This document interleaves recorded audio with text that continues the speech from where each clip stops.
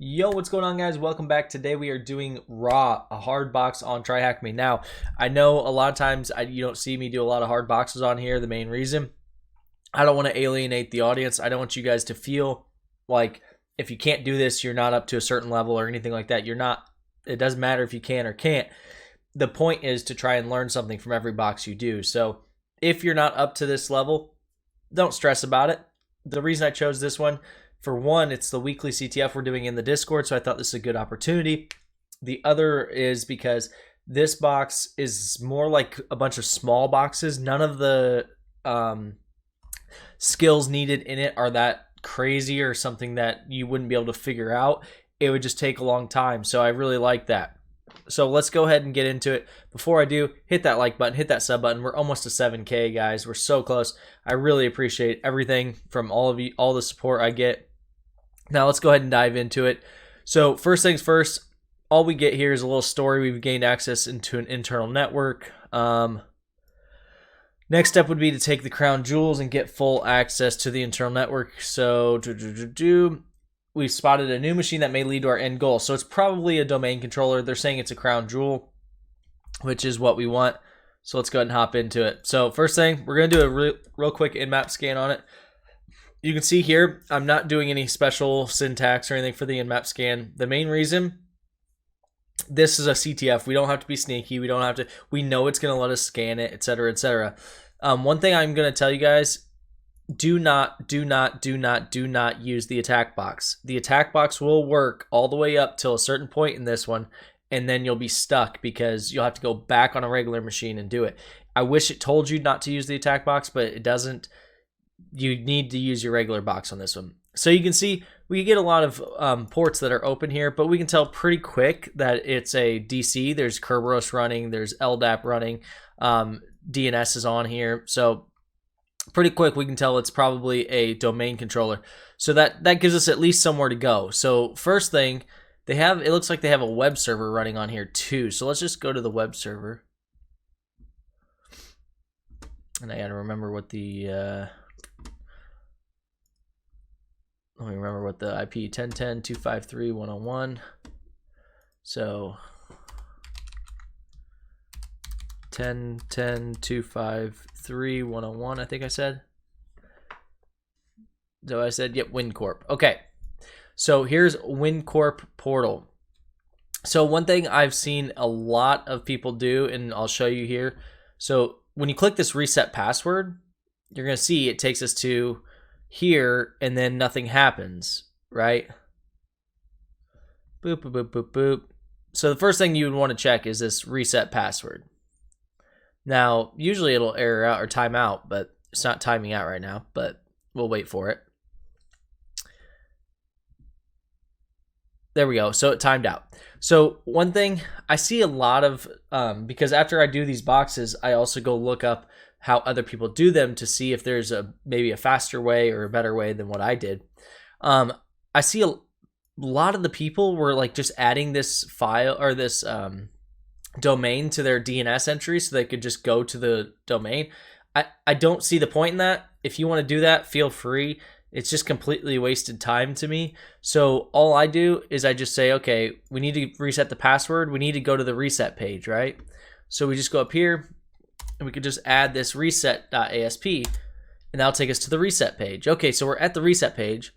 Now we see, okay, so there's a mother's maiden name, username, first grade teacher's name, favorite pet, and first car. So, okay. So we don't have this. This is technically a MFA, but we don't have it. So we need to figure out what do we go to from here. So let's keep looking. You could check the source code. Okay, this is interesting. So we actually have the IT staff. That's actually pretty nice. That would probably be pretty handy because if I'm starting to craft targets, these are probably the people I want because these people are probably going to be admins or something like that. Okay, so we keep going. They have an HR department, but there's no one there. Okay, here's employees in focus. Okay, so there's 3 employees, but this one in particular is of interest, this Lily Levesque. The reason, because she has a dog in her picture, and it says, "I love to bring my best friend to work with me." Well, if you remember, one of the questions we had was, what is your pet's favorite name or something like that, right? So here is where I think this box did a good job of showing that this is kind of how you would start to research things. I think it did a bad job in the fact that the chances of this happening are pretty slim, but this is how you find it. So you could find this simply by checking the source code of the page, and you would find that the file here, this picture, is actually named Lily and Sparky. Well, we know that Sparky's probably the dog, so now we know her best friend or her favorite pet's name, so we can probably answer that question and reset the password. Now, where I think they did a little bit of a disservice is if you actually go to save image as, you can see it's Lily and Sparky, but they put Lily LE here. Well, that's her username. That would be very odd that they saved it as the username and Sparky as the pet name. So would it be possible? Yes, it would be possible. But realistically, you'd probably do this. You'd probably find her favorite pet name on like a social media site or something like that. I think they were trying to just save you the time. But they also gave you here, this would happen fairly often. Someone might save a file with their username and not think anything of it. So it's Lily LE and Sparky. So now we know her username, it's Lily LE, and then we know Sparky. Now these, they do not load for me, and for the life of me, I did not know what was going on. I just thought, okay, that doesn't load. It's not loaded in.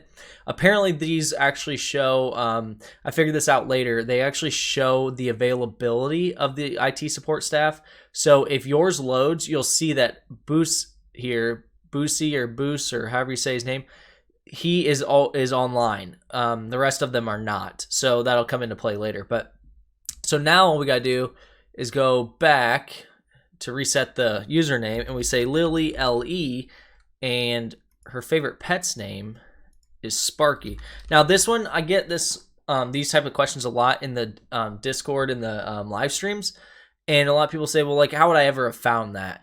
Well, this is where just the curiosity takes over. This is just searching, right? You would have been looking at the page source, and you would have seen a file called Lily and Sparky, and you would have went, that's kind of an odd file name, right? But if you looked at the page first before the page source, you saw that her name was Lily, and it says her favorite, that's her favorite pet or something. It said like my best friend or something. So you could have put two and two together and kind of said, okay, that makes sense. So you would have stumbled across it. It would have just taken you some time. So keep that in mind. So also keep in mind, you have to capitalize Sparky. I didn't the first time and it didn't work.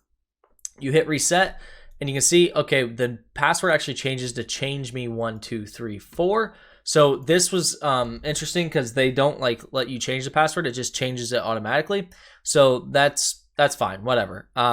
So now all we have to do is, if we look at our in-map scan, see where we can log in, right?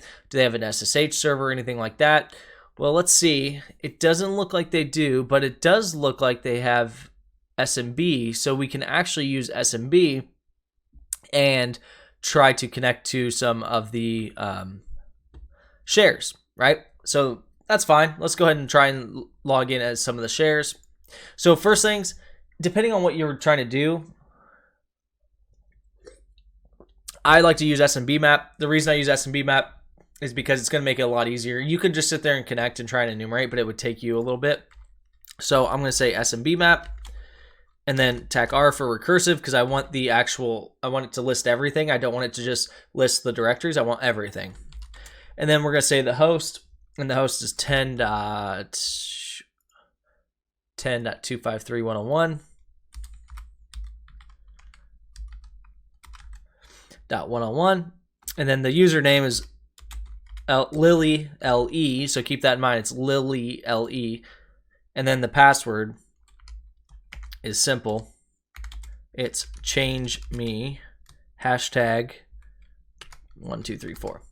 Okay, and this should log us in, and what it's going to do is SMB map's going to run through and actually map out everything that she has access to. And so you're going to see we're going to get a large output, and with the text zoomed in as far as it is so you guys can see, it's going to look like you can't really see. There's going to be a ton of stuff, but that's okay. What we're going to do is we're going to use this to find the first flag. So once we get here, it says working on it for a minute. once we get the SMB map, you'll see she has access to actually a lot of shares, but one of them in particular is going to be interesting, and it's going to be called flag 1. So we know that flag 1's there. That means we can go there. We can just actually download that flag and look at it. And then this kind of leads you to the next step. So it's important that you look at the flag 1 and look at where it's located, because it'll lead you to the next step. Usually in CTFs, this will occur a lot. What I mean is they will lead you to the next step. They won't, some will try and put you down rabbit holes, but this, most of the time, they're leading you to the next step. So I'm actually, while this is loading, we can just talk for a sec, but I'm actually creating a CTF guide on Patreon that you can purchase separately. So you don't have to have a Patreon membership on my Patreon. You can just purchase the CTF videos. And what it'll do is kind of tell you some tips and tricks and stuff like that on CTFs. And one of them is the fact that usually they're going to guide you. And so we'll kind of talk about that and how that correlates. But basically, you're going to see once this is done. And if you wanted this to go faster, you could do the not recursive, but then you would miss the flag here. That's the whole point of doing it. You want it to dive into those directories. If you don't, like I said, you're going to literally just get the non-recursive, which is just going to show you the directories, and you won't know where that flag is. And hopefully this loads, because I don't want to skip this part. I want you guys to see the output, but it really shouldn't be taking that long. Let me make sure I got the IP right. 253.101. 253.1. Okay, I got the IP right. We should be okay. And then we've got the Lily LE, and then the password change me 1234. Should be pretty easy, pretty much exactly what you think. So there we go. It finally loaded. So now you can see there's a ton of directories here. Let's go ahead and go up, and I may have to zoom it out a little bit for you guys to actually see, because there's so much going on here, but we can see you got your desktop documents, all that stuff. Let's go see. There's users.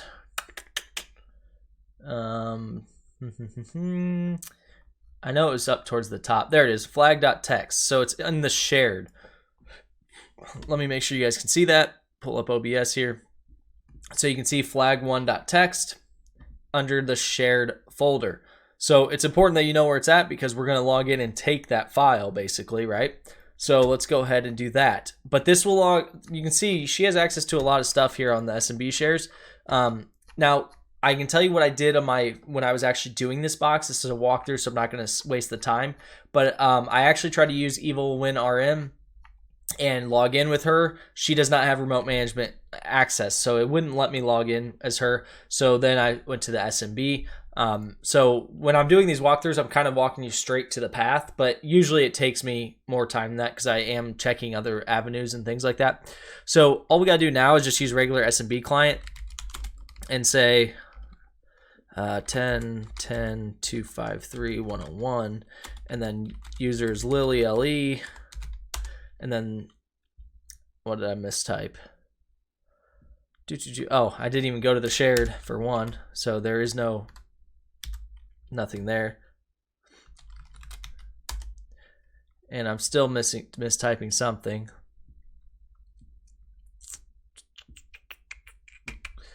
Let's see, what am I mistyping?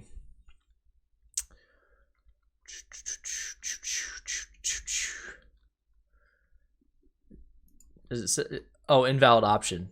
Okay, that's why, because the U is lowercase. It needs to be capitalized. Okay. So there we go. So then it's going to ask me, and we just type change me 1234. Oh, crap. Hopefully this still works. I mistyped it. Change me 1234. I may have to do it again because I mistyped it. Oh, no, it worked. Okay, cool. So now we're in. So now we just hit LS, and we can see there's the flag.txt. So flag.txt is exactly what we wanted. So we kind of went straight into it. You could have went into and just connected to the SMB and then actually went and done kind of a pain in the butt, but searched for it that way. But that's not really what I would do. I would actually just go through and kind of take it this way. So then we can just say get flag.txt. We hit enter. Status object not found. That's because you have to put it in quotes because it is got a space in it. We hit enter. Okay, so now we've got it. So now we'll just do file, open tab, and you can see I'll have to make this one bigger for you guys. Okay, and then we'll cat flag.txt, and there's your first flag. Okay, so we've got our first flag. That was pretty easy. Now we're going to start diving into a little bit harder, but the main thing is look at the directory we're in, and that's just the VPN, but look at the directory we're in and take a look. Okay, so the reason I say that is, like I said, CTFs will try to guide you in the correct direction.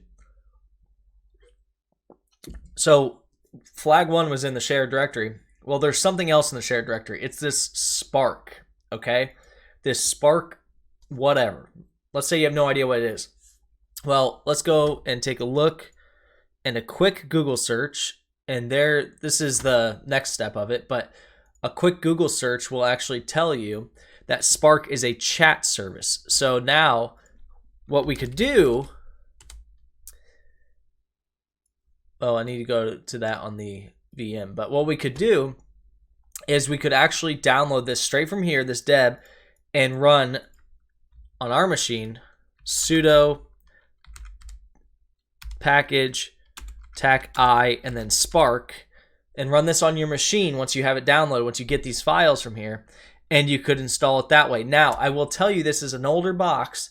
It may not work. I will say that. This specific version was not working. It's running on their server, but it wasn't working on my actual machine. So I had to go ahead and get a different version. So what I did to do that, and you guys can do this, all I did to do that was go to Ignite, real-time downloads. This is just where Spark is made. You can see Spark 3.0, download on Linux, and then run the same thing, run sudo package tac-i, and then the Spark version, so 3 point whatever, and then it will install it. Now, it's important that you do this. Like I said, I'm not telling you that you have to download the new one, but I was not able to get it to work with the old one. I kept having issues with it. So we want to go ahead and open Spark.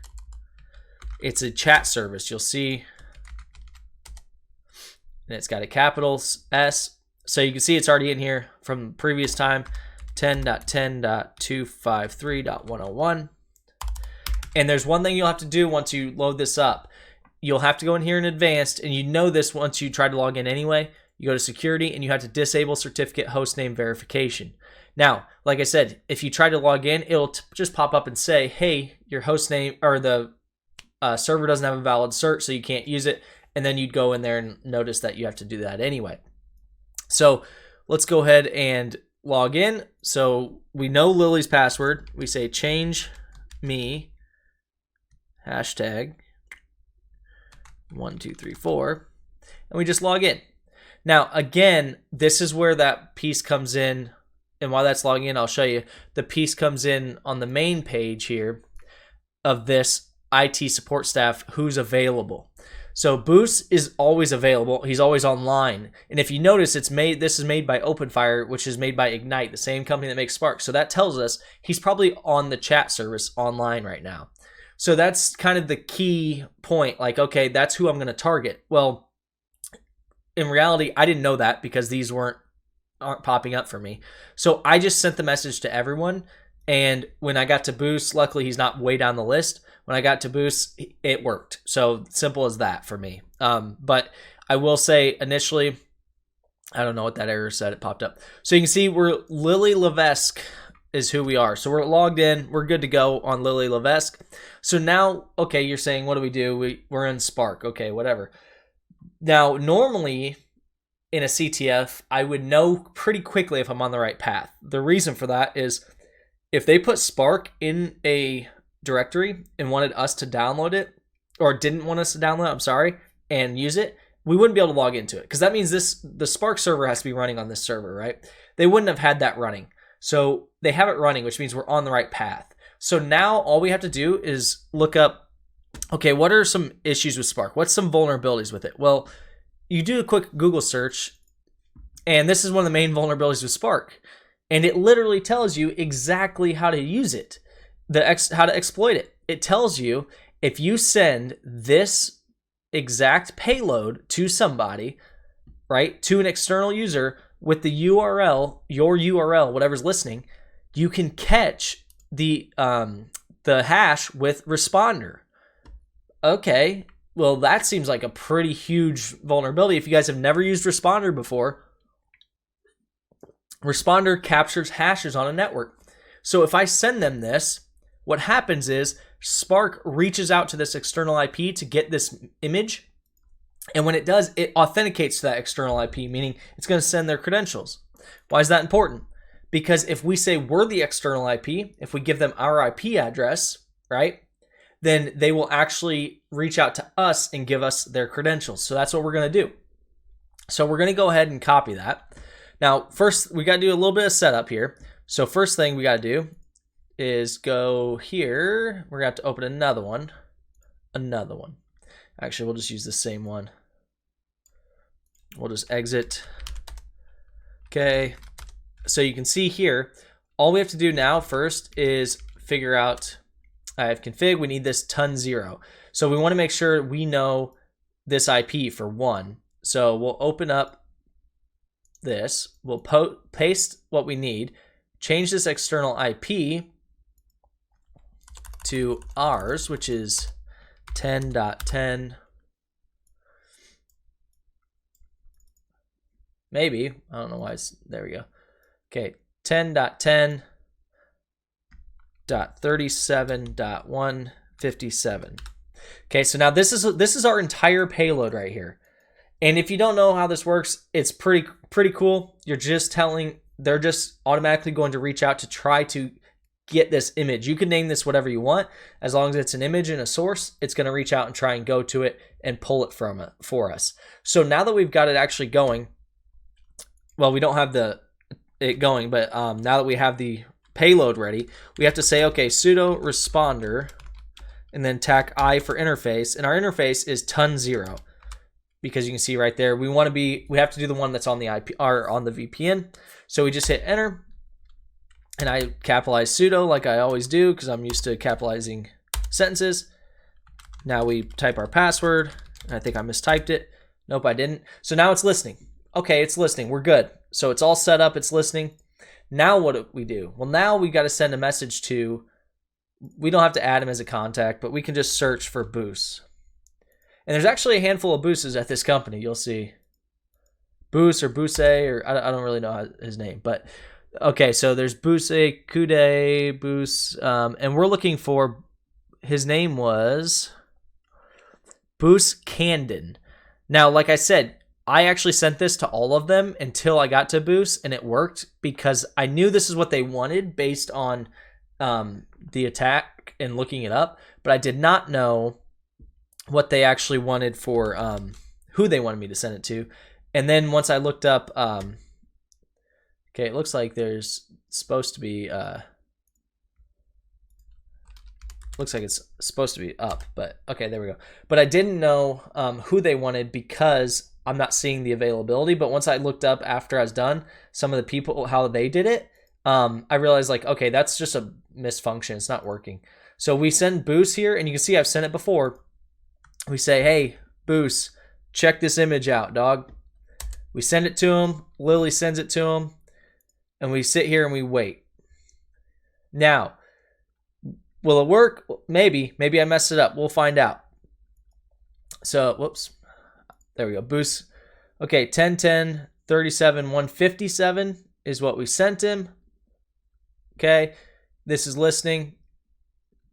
Now, one thing I'll say, I don't know how they have this set up on their side. I don't know if Boos is automatically taking these and doing something with them, or if it's something they have up running all the time, or if it's a timed thing. I don't know. So you may have to wait for it. I'm not sure on it, but we'll kind of, I guess, wait and see.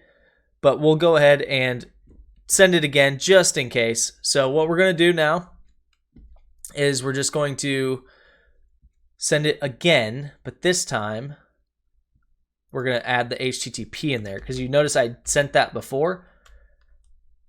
So HTTP. So we want, that's why I say I don't know how it's set up on the back end, but you may have to add the HTTP in there because they may be reaching out via web. So let's try that again.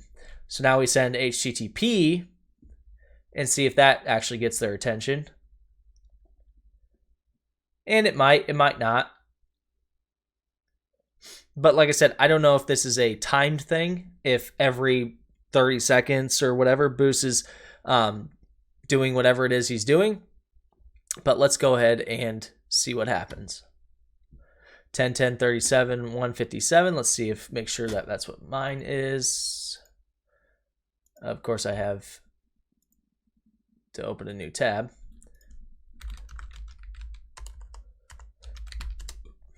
Okay. 10, 10. Oh, it's 10, 13, 37. Okay, I have the wrong IP. So you guys know I don't edit out my mistakes. Why can't I send another message in here?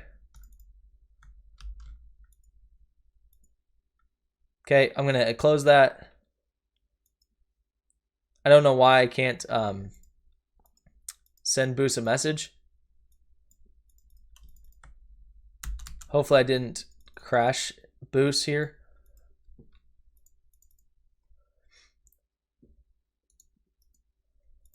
All right, we'll go over here. There we go. And we'll just do it again. So this time we'll do the correct IP because somebody named me made a mistake. HTTP. And it's 1013, not 1010. So we hit enter. And there you go. Now you see the hash came in right away. So now we have this hash, and this hash is basically Boost's password. Now, one nice thing about CTFs, we can go ahead and close responder. One nice thing about CTFs is, typically speaking, CTFs don't require a whole lot of huge password cracking, and that's a good thing because I don't want to sit here all day and do password cracking. So we have hash cap, and then the mode is 5600, and that's just based on the responder, the way it saves it. User share. If you don't know the hash cap modes, you can go to their website. They have a whole list of what mode equals what number. It's super easy, super simple. So now we're just going to go to user share, responder, and then logs, and then you'll see there's going to be HTTP hash. I got to remember what it is. We may have to ls it first. User, responder, or share.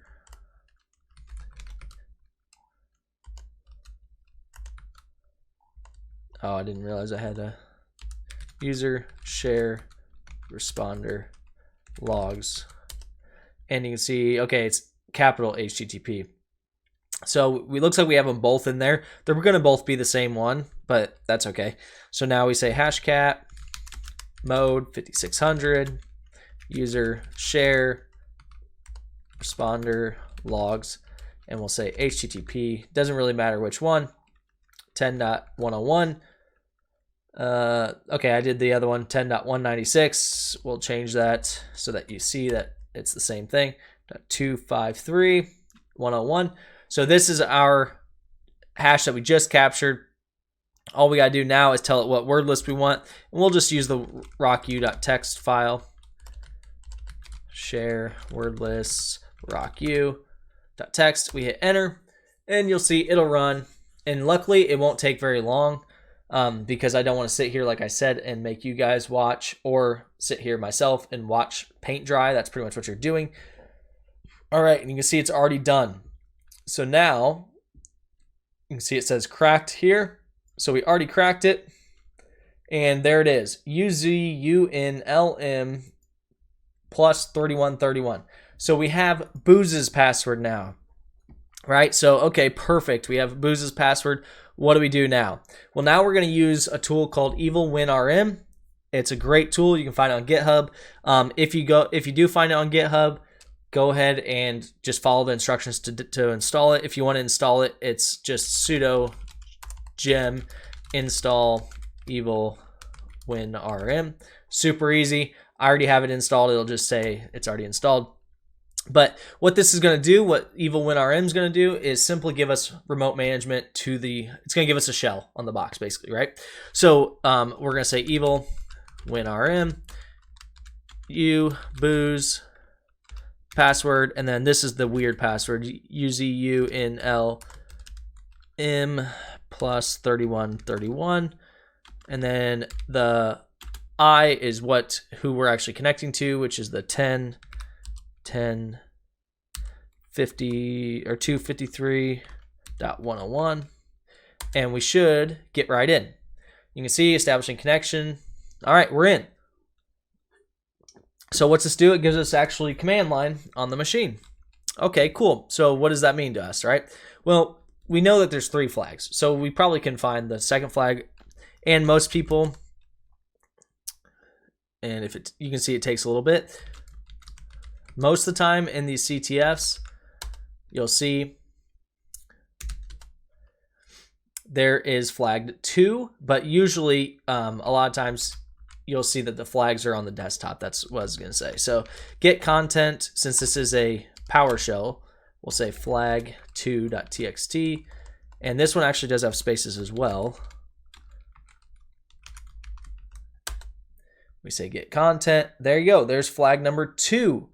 So now we're working our way in. We initially took over one account. She didn't really have the remote management access we wanted, so now we have remote management access, so now we can actually control this. And then now we have remote management access, but we still don't have that root user, right? We don't have that admin account, because if we go into cd c users, right, and we say ls, and we go to the top here, you guys can see down here there's an administrator. Well, if we cd into administrator and we hit ls, you can see we get permission denied, but we can assume that the root flag is in that administrator. So we need to upgrade that one time, okay? So now what are we going to do? So now we go back. We're going to go into the C drive. I don't know why I put a space in there.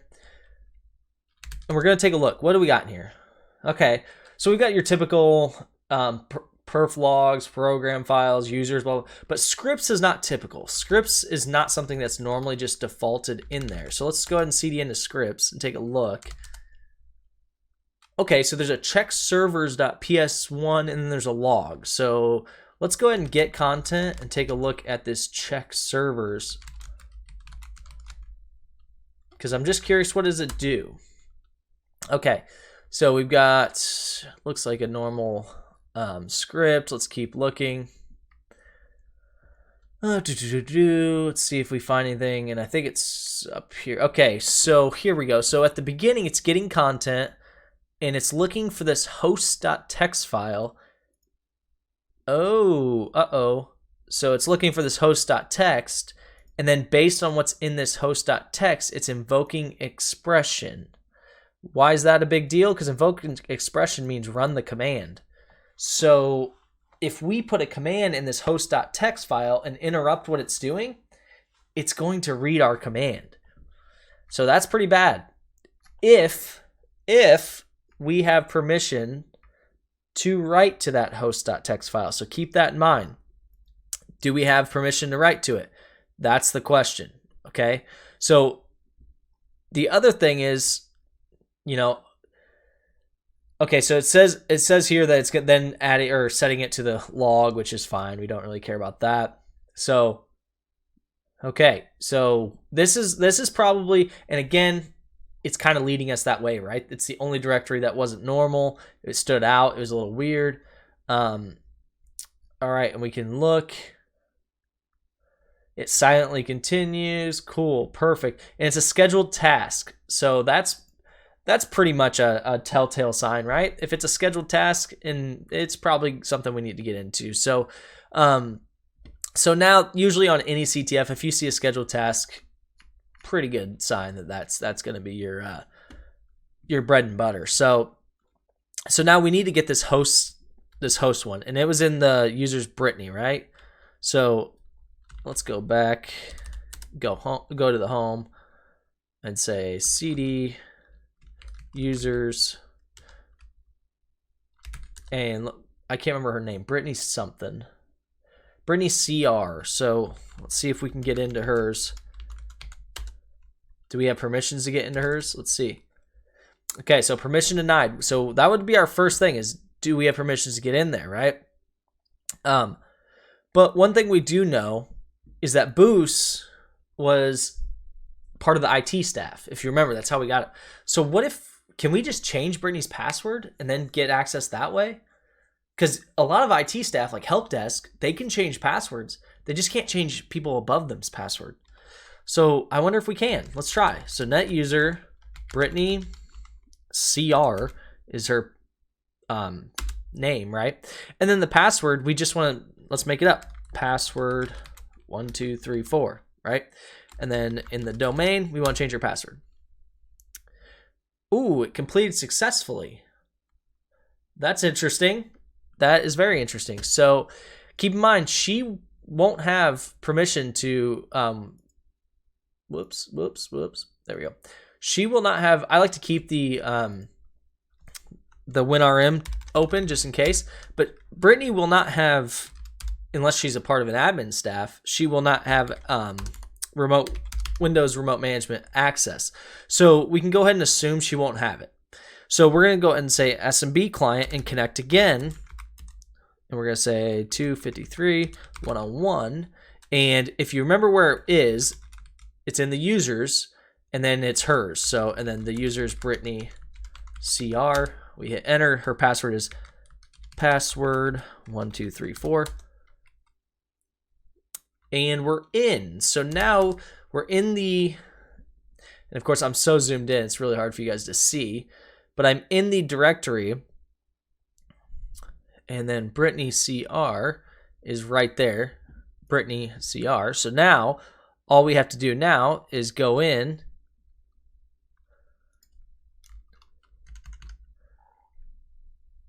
all right, and what we want to do is we want to actually append the host.txt or replace it entirely, because that is actually calling on it. So what we can do here is just create a new one, right? Let's just create a new file called host.txt and make it do what we want.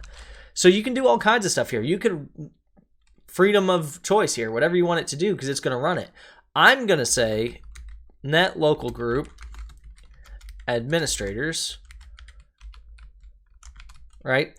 And then I'm going to add Boost to my administrators. Why? He's already in IT. I don't think it's going to be that alarming if he's added as an admin, for one. For two, I don't know necessarily that people are going to raise a lot of red flags, like I said. But the other thing is I already have a WinRM with him. I already have evil WinRM there, so I don't TXT. All right. So now we have what we're going to upload, right? So now, actually, we're going to have to move it, and I just realized, because it's got to be in the directory that you're using. So I don't remember what directory we actually, I'm assuming the home directory. So we'll have to go in here and move desktop host.txt to host.txt here. All right, so now it should be in here. So now if we cat host.txt, there it is. Okay, now the reason I moved it is because when I went into SMB over here, I was in the home directory, so I have to still be in there if I want to put it there. So now we'll just go into Brittany CR. I think that's her name. Yep. So now we say ls. Let's look in there. So there's the host.txt file, right? Well, we want to put ours there. Whoops. Host.txt. And when we put it there, okay, it says now putting file host.txt as the correct file. So now all we gotta do is say cat host.txt and see if it'll read it. And of course, there's no cat, but that's all right. We know it worked. So now this host.txt file should run every however long the actual time is, but I'm going to assume it's about every minute. Now, here you can see we're still on Evil WinRM as Boost, but keep in mind, Boost is getting a GPO change. He's getting some sort of change to his policy. He now is an admin, so we'll have to actually reconnect. If we don't, he'll never get it. Now, keep in mind, if you don't wait long enough, it may not actually go through, so you do have to wait. And we'll just go ahead and connect again here in a sec. And I'm just giving it enough time so that way we're not super worried about it. All right, so what we did in that host.txt file is add Boost to the admin group, to the local admin group. So he should be admin on this machine now. So now I should be able to see anything I want. So now we should say see users administrators. And I was able to see, and I misspelled it. I put administrators. And I still misspelled it. Administrate. I don't know what I'm doing over here. I got myself all confused. So we'll just do it this way. All right. Oh, it's administrator. Okay. For some reason, I was thinking like don't forget it's administrators. Okay, so now we see as administrator. And remember before when we LS'd, we got permission denied. Let's see if we get anything. Okay, so we're still getting permission denied. So we may have to exit and go back in because we may not have waited long enough. And that's fine if you did that. It's no big deal.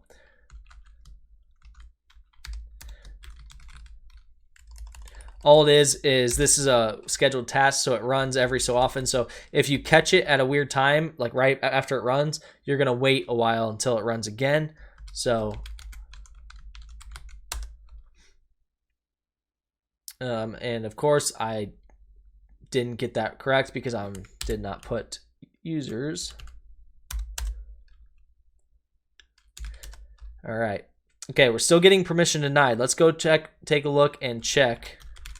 First off, we'll exit that and let that sit there for a second. Now, what we want to do here is we want to actually go back and make sure that our hosts.txt file, there's no errors in the code. So we got net, local group, administrators, boost, and add. Okay, so looks like it worked. We can go back to the SMB, make sure that we put it in correctly over here. So what we're going to do is get hosts.txt file. And I'm doing that because I want to see when I check it. Okay, we're good there. Now we'll say ls. Now the host.txt file should be the same. Okay, net, local, group, administrators, boost, add. Everything looks good. Okay. So maybe we just didn't let it run long enough. All right. And maybe we need more time. We'll try and put it back in there. Let's make sure put host, put it there. So it looks like it worked. Let's just give it a little bit more time. Try it again. It could just be a slower scheduled task and I didn't realize that. So let's go ahead and CD. For some reason I was thinking it runs every minute, but I could be wrong.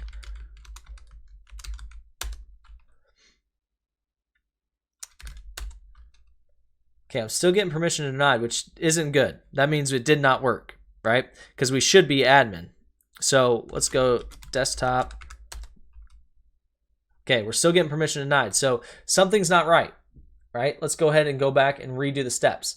Now, I know some of you have complained in the past that if I add, well, I say some, there's been a person that's complained that they don't like to see my mess ups. You can skip ahead if you want. I like to show them because I like you guys to know that this is not a cakewalk every single time. There are times where if you do something, you can do it right and it doesn't work. I see my error already. So if you notice, I didn't end the last command. Remember, it has to end the last command. It has to. because it's running through the host file and looking for something, but it's doing a command to do that. You have to put a semicolon to stop that command and now run your new command. So there you go. There's my error. And I like you guys to see that because you should know it's not perfect all the time. So now we can say get hosts. Now let's make sure that our new one reflects that because, okay, so see our new one does not reflect that. Now let's go ahead and file, save as, and we'll save this as host.txt. Replace it. I wanted it replaced. Now when we cat host.txt, okay, I don't know why it's still showing that one. Let's see. Where am I saving this? Okay, so we're gonna say file, save as, and we may just have to delete the one. Oh, it's on my desktop and this one's in my home directory. That's why. Two different files. So we'll say we'll remove host.txt and then we'll move desktop host.txt to host.txt. All right, now we cat it. And there we go. Now we've got the correct one in the right spot. Now we can go in here and put the new host.txt file in there. Boom. Now it's going to run. Now let's go ahead and exit and reconnect, and we should have admin permissions. So you can see these things get finicky, and sometimes you think you're doing things wrong. The reality is make sure you double check yourself, including that's what I do. Like I knew that should have been working. So I knew I missed something. It wasn't, computers don't really get things wrong very often. It's usually us that get it wrong, right?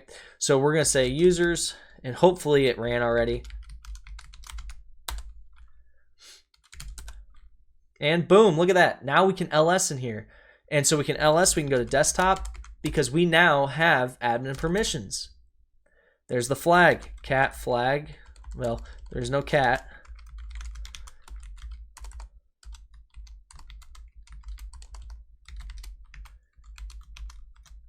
And there you go. There's your final flag. So keep in mind, there's certain things you need to check on, including myself. Like I said, all I was missing is this semicolon, and that broke it. And what it is because in that script, it is looking to read that, and I had to stop the command. It's, if you've ever done SQL injections, you have to do the same thing. You have to stop and start a new command. I had to stop and start a new command. So I needed to get Boost added as an admin. You can do any command you want here. You can add new users. You can take, any of the other users, make them admin, change their password. You can do whatever you want because it's going to run the way it's going to run whatever you tell it.